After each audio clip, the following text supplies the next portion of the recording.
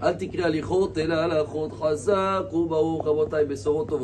est aujourd'hui le 18, dans le premier mois d'Adar, et comme dans cette paracha, on essaie de tirer beaucoup des messages pour nous avec l'histoire du veau d'or.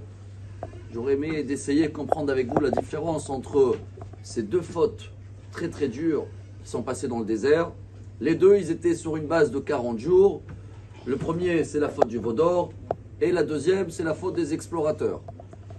La faute du veau d'or, à la fin, elle a été pardonnée. Même si on a cité dans le Talmud Sanhedrin, page 104, si je me rappelle bien, que la Gemara, elle dit, chaque génération, il y a encore un petit peu des tashlumim.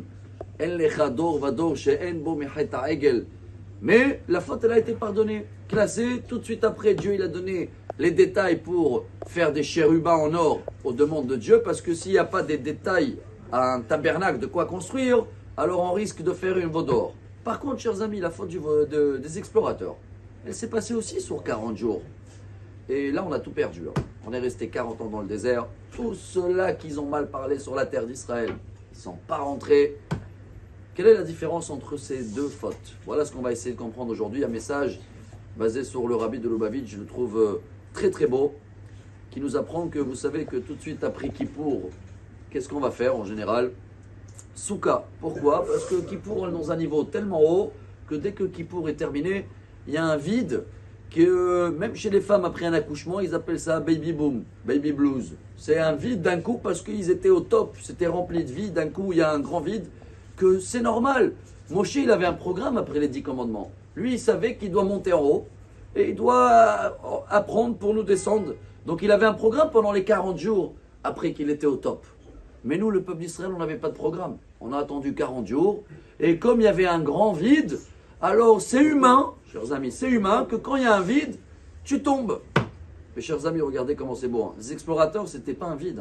Pendant 40 jours, ils parlaient du mal, ils avaient trop des intérêts. Celui-là, il avait peur de perdre sa place, alors il voulait rester élu. Et l'autre, il voulait rester chef de Sanhedrin. Chacun, il avait des intérêts, que ça, c'est quelque chose de personnel. Ça, Dieu, il n'a pas pardonné.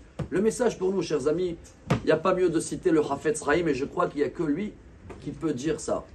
Décédé juste avant la Shoah, 1933, Rabbi Israël Meir Cohen Meradin. Et il a dit, Dieu, une histoire de 40 jours, on a tenu la route. 6 heures d'attente où Moshe il devait arriver à l'heure et on s'est trompé, on a craqué. Dieu, là ça fait 2000 ans qu'on tient la route dans l'exil et on n'a pas craqué. C'est beaucoup plus que 6 heures. Alors s'il te plaît, comme ça il disait à Dieu, fais en sorte que, ça y est, on n'a pas beaucoup de patience nous aussi. On est un peuple avec la nuque raide, c'est vrai. Donc quoi qu'il arrive, on ne va jamais t'abandonner. Mais ça y est, Dieu, on a passé tellement d'épreuves, on t'a prouvé qu'on a la patience. 2000 ans de patience. Alors maintenant, avec tout ce qu'on traverse, avec la guerre, avec tout ce qui se passe autour de nous, Rabotai, venez, on tient à ce qu'il dit le Hafetz Chaim et on comprend qu'il y a un grand vide, il n'y a pas de temple.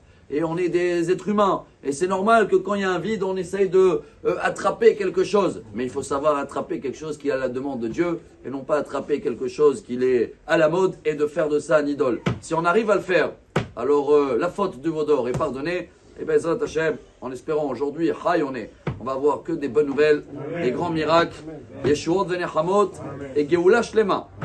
Yom Tov, Amar Rabbi Elazar, Amar Rabbi Hanina.